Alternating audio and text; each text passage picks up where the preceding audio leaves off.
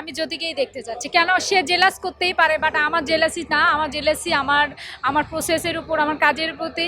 আর ব্যক্তিগত আমি আমার হাতে তো আমার যা আছে তা নিয়েই তো আমি চেষ্টা করব। তো ওর জেলাসি ওর ব্যক্তিগত ওর ব্যাপার, বাট আমি আমার চেষ্টাতে চালাই যাব। এটা অনুভূতিটা অন্যরকম। আর আমি বিশেষ করে এত কিছু আশাই করি নেই। তো আমার হলো সবসময় খেলার উপরেই ফোকাস থাকে, দেশের জন্য খেলার ইচ্ছা থাকে এবং দেশের জন্য অনেক বড় কিছু করার স্বপ্ন থাকে। তো আমার এই প্রসেসগুলোই আমি মেনটেন করার চেষ্টা করি। আর আজকে প্রথম আলোতে এই পুরস্কারটা বিগত অনেক সময় দেখে যাচ্ছিলাম, সবাইকে দেখছি, কিন্তু আমি কখনো স্বপ্ন দেখছি যে আমি কোনো একদিন এখানে যদি এসে এই পুরস্কারটা নিতে পারি। তো অবশ্যই এখানে এই পুরস্কারটা ছোট বড় কিছু না। এই যে স্পোর্টসের ক্ষেত্রে এই যে একটা ইন্সপায়ার করাটা, এটা আমি মনে করি স্পোর্টসের ক্ষেত্রে আরও অনেক বিলাসতা এবং অনেক সুন্দরভাবে ক্রিকেটার হোক অন্য স্পোর্টসের থেকে অনেক ভালো মানে প্লেয়ার হিসাবে বলেন অনেক ইন্সপায়ার হবে। তো আমি মনে করি এখানে আসতে পেরে আমি খুব ভালো লাগছে।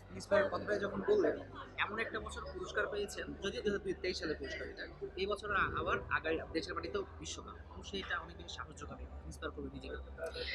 বেসিক্যালি এখন আমি বর্তমানে টি-20 খেলছি না। তো আমি আমার ব্যক্তিগতভাবে আমার অবশ্যই আমি না খেলতে পারলেও দলের প্রতি আমার অনেক দোয়া এবং তাদের প্রতি আমার অনেক বিশ্বাস আছে। তারা যদি আমরা টিম ওয়াইজ যদি খেলতে পারি, তো অবশ্যই আমরা অবশ্যই এটা একটা বড় চ্যালেঞ্জ জায়গা।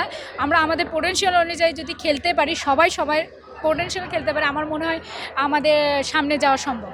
আগামী বছর 2024-এর পুরস্কার যখন 2025 সালে জাতীয় নারী হিসাবে আপনি আপনার কোন সতীর্থকে এই পুরস্কার হিসেবে আপনি দেখতে চাচ্ছেন?